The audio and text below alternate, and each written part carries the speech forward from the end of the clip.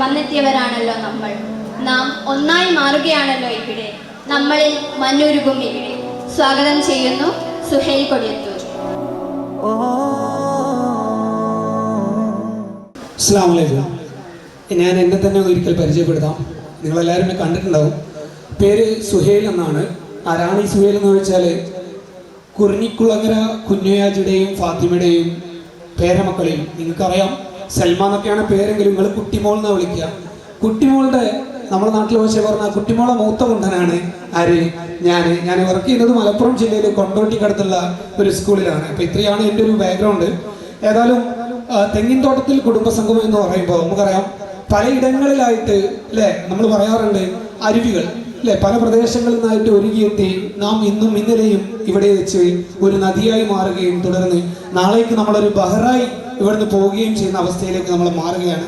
അപ്പോൾ നിങ്ങളോട് അധിക നേരമൊന്നും സംസാരിച്ച് മുഷിപ്പിക്കാനോ നിങ്ങളെ ബുദ്ധിമുട്ടാക്കാനോ ഒന്നും ഞാൻ ശ്രമിക്കുന്നില്ല. ഞാൻ ഒന്ന് രണ്ട് ചെറിയ കുഞ്ഞു കഥകൾ പറയും, ഒരു ചെറിയൊരു ആക്ടിവിറ്റി ചെയ്യും, അത്ര മാത്രമേ നമ്മളിന്ന് ചെയ്യുന്നുള്ളൂ. അതൊന്ന് നമ്മൾ ആദ്യം തന്നെ നമ്മൾ വന്നത് ഫാമിലി മീറ്റിനാണല്ലോ, നമ്മളതിനെ കുടുംബസംഗമം എന്നാണ് പറയാം അല്ലേ. അപ്പോൾ ഞാൻ നിങ്ങളോട് ചെറുതായിട്ടൊന്ന് ചോദിക്കാൻ, ആർക്കും ഉത്തരം പറയാട്ടോ. റെഡി? ഈ ഫാമിലി എന്ന് പറഞ്ഞാൽ ശരിക്കും എന്താണെന്ന് ചോദിച്ചാൽ നിങ്ങൾക്ക് കുറേ ഉത്തരം ഉണ്ടാവും. അതുകൊണ്ട് തന്നെ ഞാൻ അതിൽ നിങ്ങളോട് ആകെ ചോദിക്കുന്നത് ഫാമിലിയുടെ ഫുൾ ഫോം അറിയുന്ന ആരെങ്കിലും ഇവിടെ ഉണ്ടോ? നിങ്ങൾ ടെൻഷൻ ആവണ്ട, ബേജാറാവണ്ട. ഫാമിലിന്റെ ഫുൾ ഫോം അറിയണ ആരെങ്കിലും ഈ കൂട്ടത്തിലുണ്ടോ? ഞമ്മക്ക് കുടുംബമുള്ളതാണ് അല്ലേ. എന്നാൽ ഉസ്താദ് പറഞ്ഞ മാതിരി കുടുംബം ഇമ്പുള്ളതാണ് കുടുംബമെന്നും അവിടെ ഒരിക്കലും എന്തുണ്ടാക്കരുത്, ഭൂകമ്പം ഉണ്ടാക്കരുത് എന്നാ പറയാം. പക്ഷെ കുറച്ചൊക്കെ ഭൂകമ്പം ഉണ്ടെങ്കിൽ കുടുംബമാവുള്ളൂ എന്നോട് വിശ്വസിക്കുന്ന ആളാണ് ഞാൻ.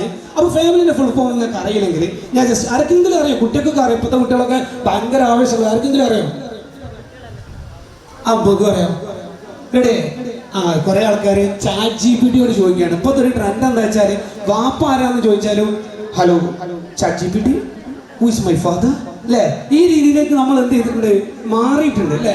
ഏതായാലും ചാറ്റ് ജിപിടി പറഞ്ഞില്ലെങ്കിൽ ഞാൻ പറയാം, ഫാമിലി എന്ന് പറഞ്ഞാല് എഫ് എന്ന് വെച്ചാൽ ഫാദർ, ഫാമിലി എന്ന് പറഞ്ഞാല് എഫ് എന്ന് വെച്ചാല് ആരാണ്, ഫാദർ. അവിടെ ബാക്കി കിട്ടി എ എന്ന് പറഞ്ഞാലോ ഉറക്കെ അങ്ങനെയാണെങ്കിൽ എഫ് എ ആയല്ലോ. അപ്പൊ എം എന്ന് വെച്ചാലോ മാഷാ അല്ലാഹ്. അപ്പൊ വാപ്പിയായി ഉമ്മയായി അല്ലേ, ഫാദർ ആൻഡ് അല്ലേ. അടുത്ത അക്ഷരം ഏതാ? എന്ന് വെച്ചാൽ എന്താ? ഐ എന്ന് പറഞ്ഞാൽ ഞാൻ തന്നെ. അപ്പൊ ഞാനും എപ്പോഴാണല്ലോ ഫാമിലി ആവുക, വാപ്പി ഉമ്മയും ഒരു കുട്ടിയും വരണല്ലോ അല്ലേ, ഫാമിലി. അങ്ങനെയാണെങ്കിൽ ഈ രണ്ടക്ഷരം ബാക്കിയില്ലേ അല്ലേ. ഞാൻ ചോദിക്കണില്ല, കാര്യങ്ങൾ പറയാൻ വേണ്ടി റെഡിയായി നിൽക്കുകയാണ്. അതാ ഞാൻ പറഞ്ഞത്, ചാറ്റ് ജിപിടിയിൽ ചോദിച്ചാൽ കിട്ടാത്തൊരു ഒരു സാധനം ദുനിയാവില് ഇല്ല. ഏതായാലും എന്നാ പറഞ്ഞത് എൽ എന്ന് പറഞ്ഞാൽ എന്താ? മാഷാ അല്ലാഹ്, ലവ്. മൂത്തമ്മങ്ങൾ കേൾക്കുന്നുണ്ട്, നിങ്ങളെ പേരക്കുട്ടികൾ പറഞ്ഞ് ലവ് ആണ് അല്ലേ. പണ്ട് നമ്മളെ പ്രായത്ത് അങ്ങനെയല്ലേ പറയുക, ലോകിയായി എന്ന് അറിയാം. ഓനോട് ലോകിയായി പോയി ആണ്. അപ്പം എൽ എന്ന് പറഞ്ഞാൽ എന്താണ്? ലവ്. ഇനി ആരാ ബാക്കിയുള്ളത്? വൈ അല്ല വൈ അല്ലേ, യു. എന്താണ്? അപ്പൊ ഞാനത് ചുരുക്കി പറയാം, father and mother I love you അല്ലേ. നിങ്ങളെ ജീവിതത്തിൽ ആരെങ്കിലും നിങ്ങളെ വാപ്പനെയും ചോദിച്ചിട്ട് നോക്കിയിട്ട് മുഖത്ത് നോക്കിയിട്ട് വാപ്പയും ഐ ലവ് യു എന്ന് പറഞ്ഞിണോ? ആരെങ്കിലും പറഞ്ഞിണോ? അങ്ങനെ ഉണ്ടെങ്കിൽ ആരെങ്കിലും ഒരാൾ കൈയൊന്നിച്ചാണ്. വാപ്പനോടും ഉമ്മനോടും അല്ലാത്ത എല്ലാവരോടും എന്ത് പറഞ്ഞിട്ടുണ്ടാവും? ചിലപ്പോൾ നമ്മള് ഐ ലവ് യു എന്നൊക്കെ പറഞ്ഞിട്ടുണ്ടാവും അല്ലേ.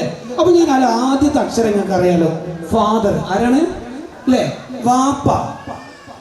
ഒരു വാപ്പയും പിന്നെ അതിലുള്ളതാണ് മക്കള് അല്ലെ. ഞാൻ ചെറിയൊരു കഥ പറയാം.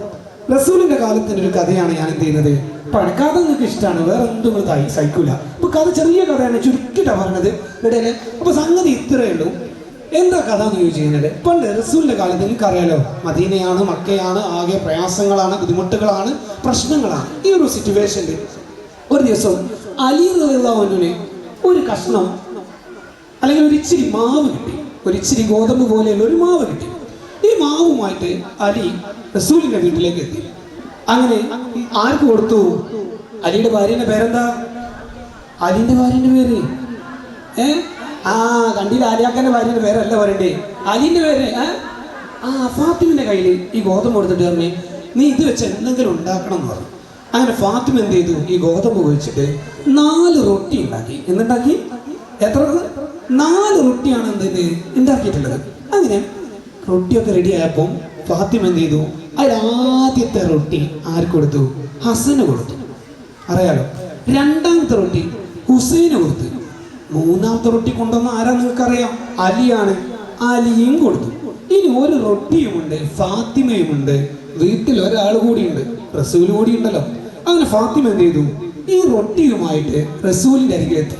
റസൂലെ, അലി ഇച്ചിരി മാവ് കൊണ്ടുവന്നിരുന്നു അല്ലേ? ഞാൻ കഥ പറയാൻ വേണ്ടി പെട്ടെന്ന് പറയാം കേട്ടോ.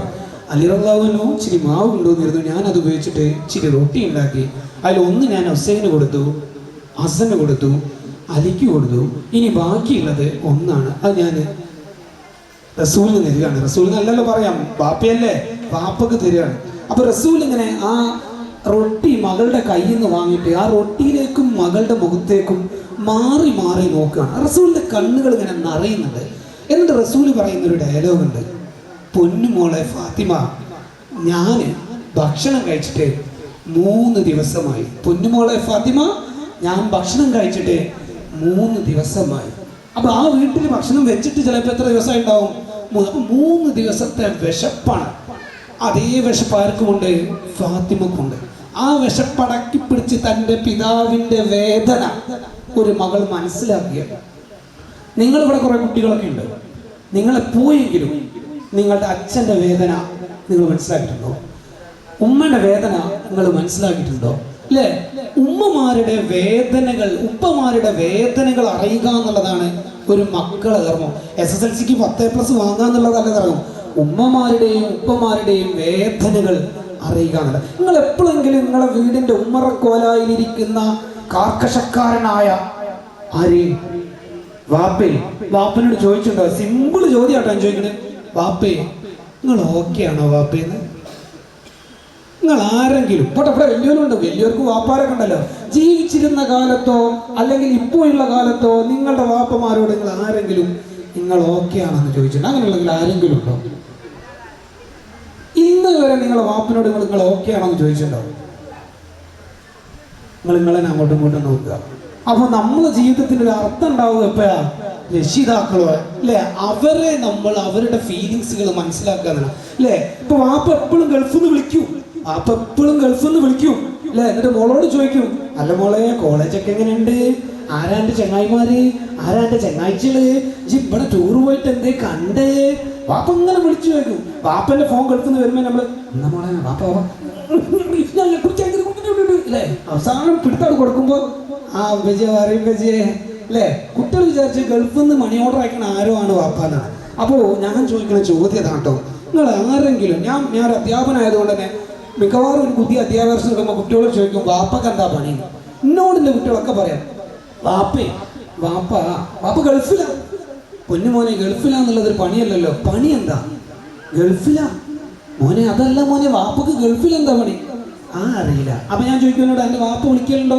ഓ ഇജ്ജ് വർത്താൻ പറയലുണ്ടോ? ഓ ഞാൻ കൊണ്ടുവരേണ്ട ലിസ്റ്റൊക്കെ പറയലുണ്ട്. അതല്ലടാ എൻ്റെ വാപ്പന്റെ പണി ചോദിച്ചില്ലേ?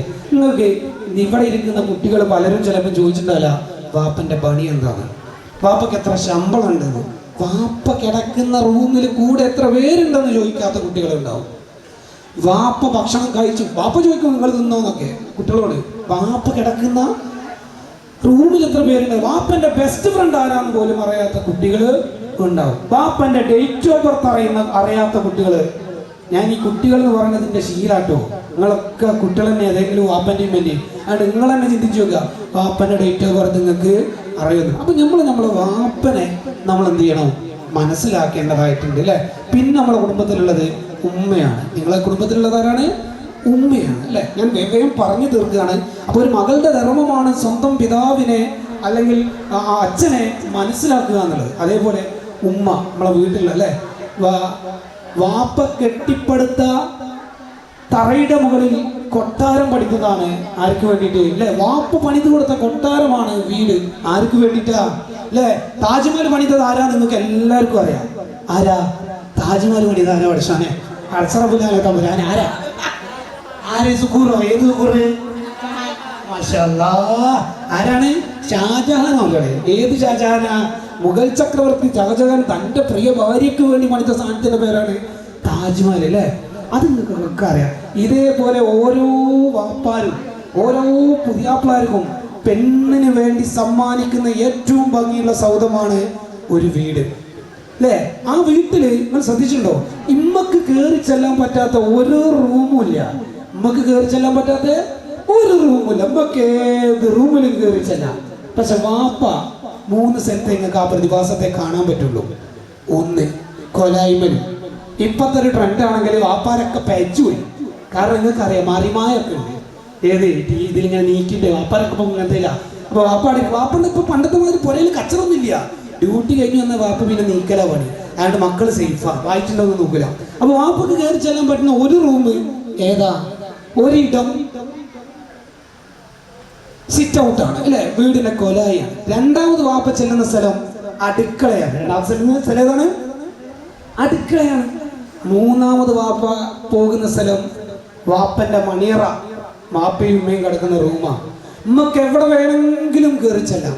പക്ഷേ വാപ്പ ഈ 3 സ്ഥലങ്ങളിലെ കൂടുതൽ എന്ത് ചെയ്യുള്ളൂ, കാണുള്ളൂ. അതുകൊണ്ട് തന്നെ ഒരു വാപ്പ മരിച്ചു പോയാൽ ചിലപ്പോൾ ഉമ്മക്ക് വലിയ പ്രയാസം ഉണ്ടാവില്ല. പ്രയാസം ഉണ്ടാവും എന്നുള്ള 100% ഉറപ്പാണ്. എന്നാലും ഉമ്മക്ക് മക്കളെടുത്തൊക്കെ പോയി കയറി ചെല്ലാനാണ്. പക്ഷെ വാപ്പന്റെ സിറ്റുവേഷനുകൾ ചെറുതായി ഒന്ന് ഓർക്കണം എന്നല്ലാണ് വാപ്പക്ക് ഒരു അസ്തിത്വം ഇല്ലാതാവും. കാരണം വാപ്പക്ക് പുരയിലാകെ പരിചയമുള്ള 3 സ്ഥലം. ആ 3 സ്ഥലം വെച്ചിട്ട് വേറൊരു മോൻ്റെ റൂമിലേക്കോ വേറൊരു സ്ഥലത്തേക്കോ വാപ്പ കയറി ചെല്ലൂല. അതുകൊണ്ട് നമ്മളെപ്പോഴും പറയലേ, വാപ്പ ഉമ്മാരാദ്യം മരിച്ചു പോയാലും വാപ്പാരാകെ കൊഴിഞ്ഞു പോകുന്നു. കാരണം ഓൾക്ക് പിന്നെ അത് സെറ്റാവില്ല. കാരണം ഓൾ ഉമ്മക്ക് വേണ്ടി പണിത ഒരു താജ്മഹലാണെന്ത് അവരുടെ വീട്. ഞാനിങ്ങനെ ക്ലാസ് പറഞ്ഞ് ഇങ്ങനെ പോകണ്ട, എനിക്ക് അങ്ങനെ ഒരു പ്രശ്നമുണ്ട്. മൈക്കിട്ടിയാണെന്ന് എത്രയും പറയും, നേരം വരെയൊക്കെ പറയും. അതാണ് ഞാൻ നിങ്ങളെ മുഷിപ്പിക്കുന്നില്ല. കഥ ഇനിയുണ്ട്. അതിനിടയ്ക്ക് ചെറിയൊരു ആക്ടിവിറ്റി നമ്മൾ എന്ത് ചെയ്യണം. Okay, ready? ഓക്കെ. അപ്പൊ നമ്മൾ പറഞ്ഞു വരുന്നത് ഈ അക്വേറിയമാണ്. റെഡി?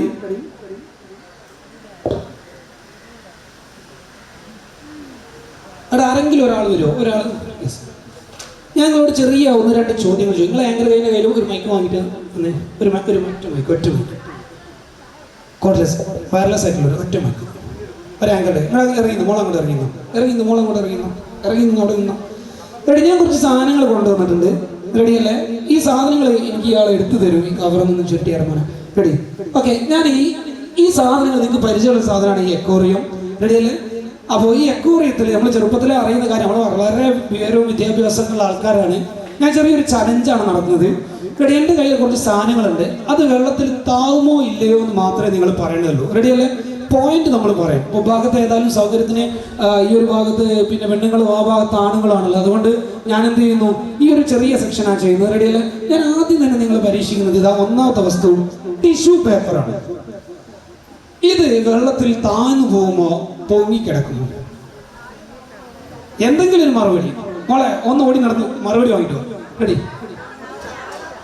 താവൂല എന്നുള്ള അഭിപ്രായമുണ്ട്, പൊങ്ങിക്കിടക്കുന്നുള്ള അഭിപ്രായമുണ്ട്. ഓക്കെ, ആ പറയണി. പൊങ്ങിക്കിടക്കുമെന്ന് പറയുന്നവരൊക്കെ കൈയൊന്ന് ചെയ്യും.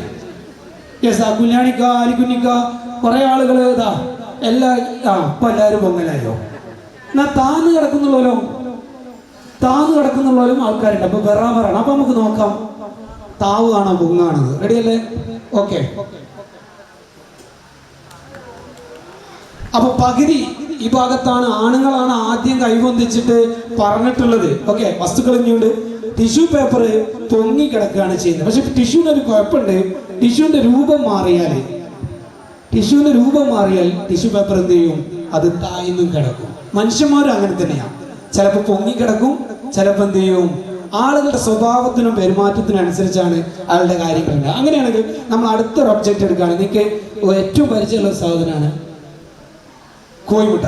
പൊങ്ങി കിടക്കുമോ താന്ന് കിടക്കുമോ എന്നുള്ളത് നിങ്ങൾ പറയണ്ടേ? റെഡിയാ? താവ് എന്ന് പറയുന്നവരുണ്ട്. ആണുങ്ങളുടെ അഭിപ്രായം ഓക്കെ, ആയിക്കോട്ടെ. ഉള്ളിലുണ്ട്, നമുക്ക് നോക്കാം. ഏതായാലും പൊങ്ങുന്നാണ് അവിടുന്ന് പറഞ്ഞത്. ഓക്കെ, കോഴിമുട്ട പൊങ്ങി കിടക്കില്ല കുഞ്ഞാണിക്ക. കോഴിമുട്ട എന്താവുകയുള്ളൂ? കോഴിമുട്ട പൊങ്ങും. എപ്പോ പറയാം? സാന്ദ്രത കൂടിയ ജലത്തിലാണെങ്കിൽ, ഉപ്പ് ജലത്തിൽ കോഴിമുട്ട എന്ത് ചെയ്യും? പൊങ്ങും. റെഡി? കേടാണെങ്കിൽ പൊന്നു. അടുക്കളയിലെ എക്സ്പീരിയൻസ് ആണ്. കേടാണെങ്കിലും പൊന്നുന്നു. റെഡി അല്ലേ?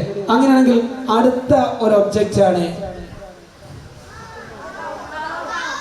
ഇതൊരു കാലിക്കുപ്പിയാണ്. ഇത് പൊങ്ങുമ്പോ താവുമോ? ഇതിന് വെള്ളമുണ്ടോ? എന്നാ നോക്ക. എന്താവുക? താവോ? താഴ്ന്നു കിടക്കുകയാണ്. എന്ത് ചെയ്യാണ്?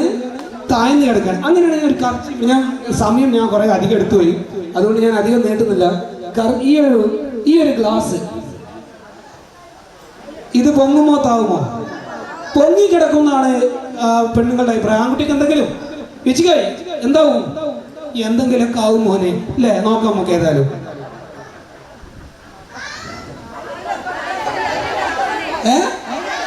ഇതിലൊന്നുമില്ല, കാരി ഗ്ലാസ് ആണ്. റെഡിയല്ലേ? സംഗതി ക്വാളിറ്റി റെഡിയല്ലേ? അപ്പൊ ഇങ്ങനെ തന്നെയാണ് നമ്മൾ കാണുന്നതെല്ലാം വിശ്വസിക്കരുതല്ലോ. റൈറ്റ്. അങ്ങനെയാണെങ്കിൽ ഒരൊറ്റ ഒബ്ജക്റ്റ് കൂടി കേട്ടോ. കർച്ചീഫാണ്, നിങ്ങൾക്ക് എല്ലാവർക്കും കാണാൻ പറ്റും. കർച്ചീഫാണ്. ഞാൻ കള്ളമില്ല, ചതിയില്ല, വഞ്ചനയില്ല, സാധാ കർച്ചീഫാണ്. മോനെ ഒന്ന് വേണം തൊട്ടോക്ക്, സാധാ കർച്ചീഫാണ്. കേട്ടോട്ടില്ലേ? ഈ വേണം നക്കി നോക്കിയാൽ സാധാ കർച്ചീഫാണ്. അപ്പൊ പൊങ്ങോ താവോ എന്നുള്ളത് നോക്കുന്നത്. ഇതെന്താവും? ഞാൻ പറഞ്ഞേ താവും. ഉറപ്പാ? എന്നത് താവില്ല. കർച്ചീഫ് താവുന്നില്ല, താന്നില്ലല്ലോ. എവിടെ താവുന്നു? ഞാൻ ഒരവസരം തരാം. താവോ പൊന്തുവോ? എന്താ പറഞ്ഞേ? ഇത് താവോ? ഉറപ്പാ? റെഡിയാണ്. ഞാൻ ചെയ്ത പണി ഒന്നില് പേപ്പർ, ഒന്നിൽ എന്താ വെച്ചത്? കല്ലുമാണ് വെച്ചത്. നിങ്ങൾ പറഞ്ഞ ഉത്തരങ്ങൾ എന്താണ്? ശരിയാണ്. ഓക്കെ, ലാസ്റ്റ് ഞാൻ നീട്ടി കൊണ്ടുപോകുന്നില്ല. ലാസ്റ്റ് നിങ്ങൾക്ക് ഏറ്റവും പരിചയമുള്ള ഒരാളാണ്. ആപ്പിൾ അല്ലത്, തക്കാളി, ടൊമാറ്റോ എന്നൊക്കെ പറയും. ഇതെന്താവും? എന്താവും? താവും എന്നുള്ള അഭിപ്രായത്തിലാണ് മുന്നൊക്കെ പറയണത്. താവും. ഇവിടെ ആണുങ്ങളെ എന്തേലും പറഞ്ഞോളിട്ടോ. പൊന്തും താവും ആയിക്കോട്ടെ, പൊന്തും താവും ആയിക്കോട്ടെ. അമ്മ നോക്കത് പൊന്തും താവും. റെഡി അല്ലേ? Okay, ready? പൊന്തുമോ? ഇരു അഭിപ്രായത്തിൽ നിന്ന് വന്നിട്ടില്ലേ? നോക്കാം. ഇത് താന്ന് പൊന്തി എന്ന് പറയുന്നതാണ് ശരി. ഏതായാലും കുറെ ആളുകൾ താവും എന്ന് പറഞ്ഞു. അവിടെ ആദ്യം പറഞ്ഞു എന്ത്? അസീസ് അലിയനല്ലേ? പൊങ്ങും. അതൊക്കെ നമ്മൾ കുറെ കണ്ടാണ്. കാരണം എന്താ പറയാ, അസീസ് അലി എന്നല്ല ബക്കറ്റിൽ നിന്ന് ആപ്പിൾ കടിച്ചെടുത്തപ്പോൾ ആപ്പിൾ പൊന്തി വന്നിന്. അത് ഒബ്സർവേഷൻ. അത്തരം ഒബ്സർവേഷൻ ആളുകൾക്ക് വിജയിക്കാൻ എന്തേ ഉള്ളൂ പറ്റുള്ളൂ. അപ്പോൾ ഞാൻ അവസാനിപ്പിക്കുകയാണ്. ഇനി ഈ മുറ്റത്ത് പറിച്ച ഒരു പ്രധാനപ്പെട്ട സാധനമാണിത്. ആരിഫ് ഖാൻ,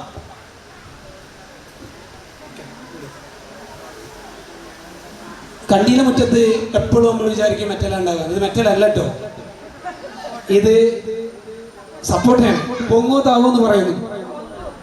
പൊങ്ങും പൊങ്ങും. ആണുങ്ങൾ താവെന്ന് പറയുന്നത്, മുഹമ്മദ് അലിക്കാക്കൊക്കെ പറയുന്നത് താവെന്ന് പറയുന്നത്. ആയിക്കോട്ടെ, എന്നാ നോക്കിക്കോട്ടെ.